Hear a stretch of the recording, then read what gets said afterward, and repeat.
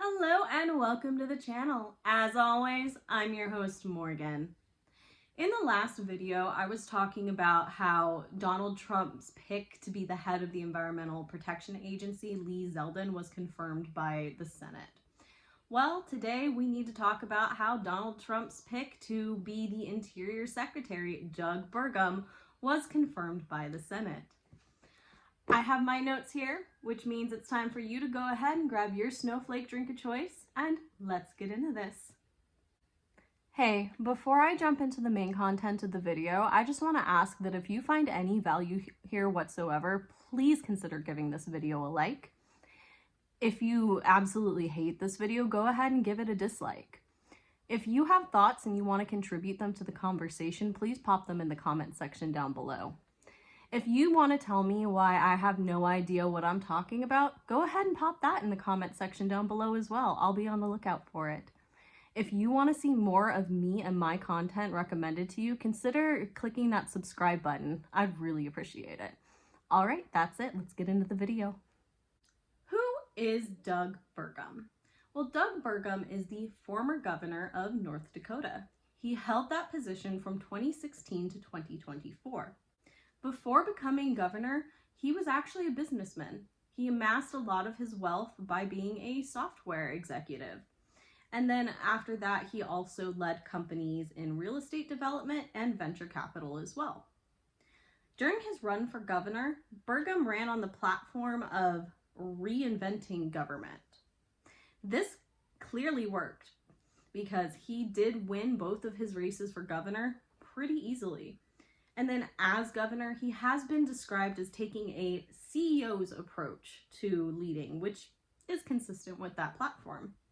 He has also emphasized a data-driven approach to governing, which is actually kind of interesting considering some of Donald Trump's picks for other positions. So what are some of the things that he did and supported as governor of North Dakota? Well, he pushed income tax cuts. He reduced regulations. He supported changes to animal agriculture laws. He pushed to change the governance of higher education in North Dakota. That particular one was blocked. He advocated for the building of the Theodore Roosevelt Presidential Library. He prioritized working with Native American tribal nations.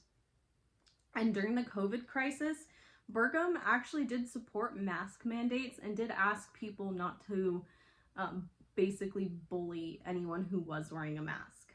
He also very publicly got the COVID vaccination when it was available.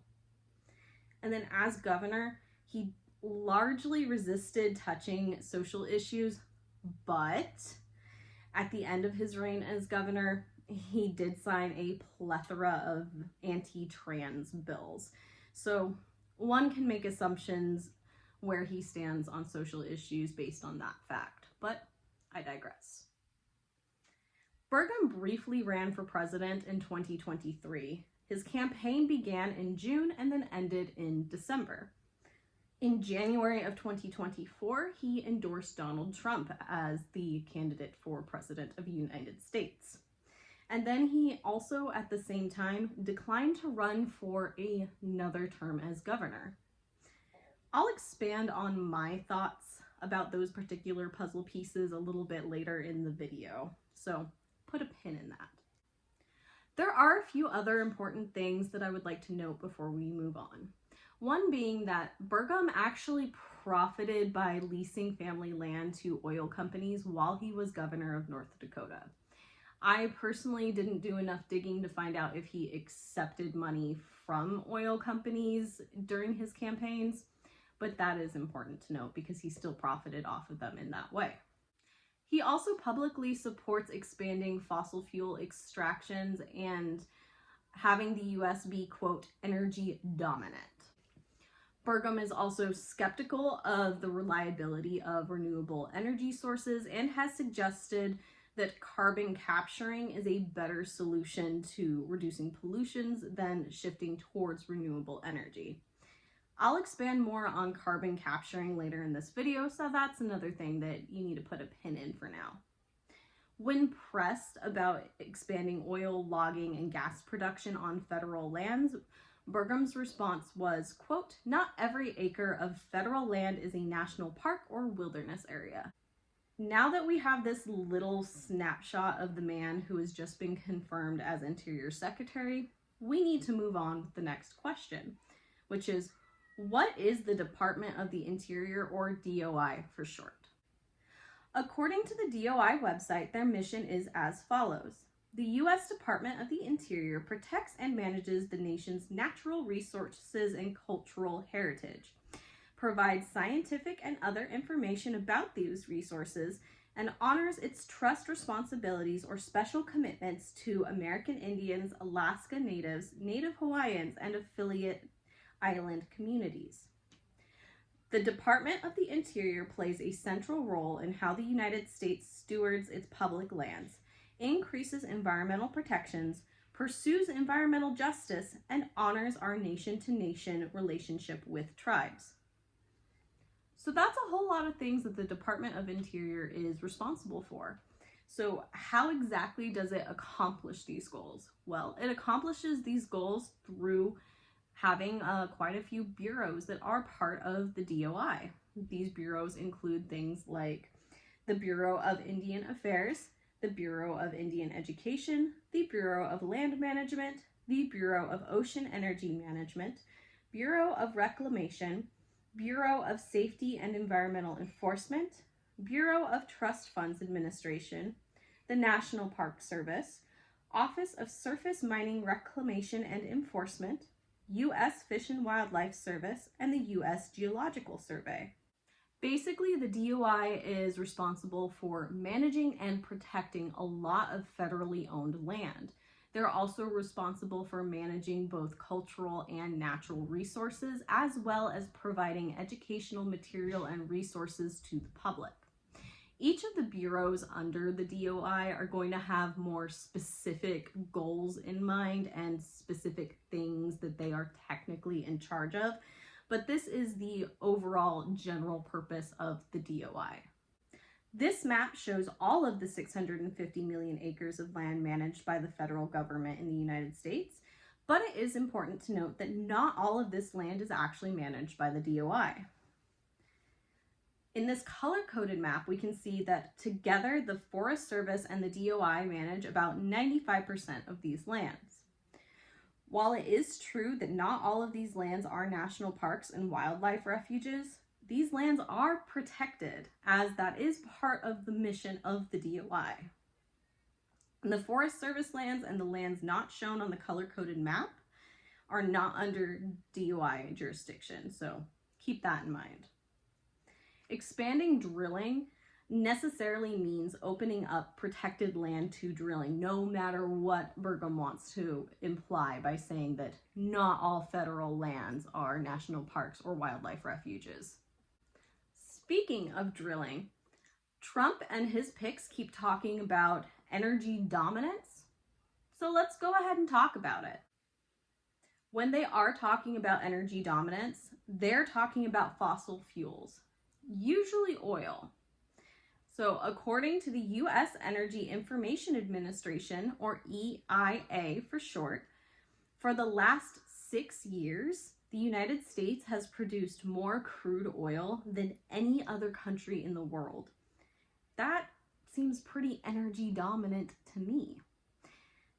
This graph does only go up to 2023, but it is still early 2025 at the time I'm filming this video, so I don't expect to see the 2024 numbers published until at least March, which this graph is dated March of 2024, so that would track with that timeline. Of course, that entirely depends on if the numbers are even allowed to be published by the Trump administration, since there does seem to be a crackdown on the government communicating with the public right now. So let's go ahead and actually take a peek at renewable energy, since we are talking about energy here. According to the EIA, renewable sources of energy are expected to drive the growth of U.S. power generation over the next 2 years. Of course, this projection can be changed by the actions of the Trump administration. As of this moment in time, the majority of the energy produced in the United States does in fact come from fossil fuels. And personally, I don't see that changing anytime in the near future, especially when you take the sentiments of the Trump administration into account. At the end of the day, a reliance on fossil fuels is both unsustainable and damaging to the environment and human health, even if you're utilizing things like carbon capturing. Which brings us to the question, what exactly is carbon capturing, and is it a reasonable option to pursue? According to the MIT Climate Portal, carbon capturing is this process where the exhaust from energy and industrial plants is filtered through special ducts where it is cooled and then scrubbed using chemicals called amines to capture the carbon dioxide or CO2. The carbon-free exhaust can then be filtered into the air, and then the CO2 and amine solution can go on for further processing where the amines are removed to be used in the process again, and the CO2 can then be chilled and pressurized into a liquid state and then shipped off to either be utilized or buried. The CO2 can actually be used in multiple ways. It can be used to aid in the extraction of hard to extract oil. It can be pumped into greenhouses to aid in the growth of plants. It can be used in the production of things like plastic, cement, fuels, and other products. Or it can even be used to grow algae and bacteria that can then be used in things like biofuels, fertilizers, and animal feed. So that's actually pretty cool. As of right now, carbon capturing is not very widespread, and there are actually only a few dozen projects in the entire world. And the top efficiency that's even been reached has been about 95%. Even with this efficiency, there are still issues though, because carbon capturing is actually a very expensive process, especially if you get over that 90% efficiency, which for it to be a realistic option in reducing greenhouse gases and combating climate change, it would need to be above that 90% efficiency. For carbon capture to become widespread, there would need to be incentives put into place by the government. And personally, I'm skeptical that that would happen, especially under the current administration. Now, let's go ahead and get into some of my thoughts about this whole situation. I actually find Doug Burgum to be a little bit interesting, especially when compared to Donald Trump's other picks for the various appointed positions. He does stand out because of his emphasis of that data-driven legislation, but that does not necessarily mean that I think that he's a good pick for the Interior Secretary. I actually think that this man doesn't have any business and is not qualified for this position, especially given his presumed sympathies for that oil industry. I do find it interesting that he mentioned carbon scrubbing because not a lot of people actually have ever heard that term before, especially if they're not eco-nerds. I do, however, wonder how much he actually knows about carbon scrubbing, or if he was just using that phrase to gain some support or sympathy from the environmental activists. I do find it troubling that he was profiting off of the oil industry while he was governor, because that does likely indicate, like I mentioned, that he does sympathize with the oil industry. And it also does suggest that he's probably likely to prioritize the desires of the fossil fuel industry over the mission of the DOI, which again is protecting and preserving those federal lands. I also find his timeline of his very short presidential race interesting, especially since he won both of his races for governor pretty easily. The fact that he dropped from the presidential race, then immediately endorsed Donald Trump and chose not to run for governor again, makes me wonder if perhaps an incentive was offered, like maybe a position as Interior Secretary. Because why would one give up being governor unless the potential of more power were on the horizon?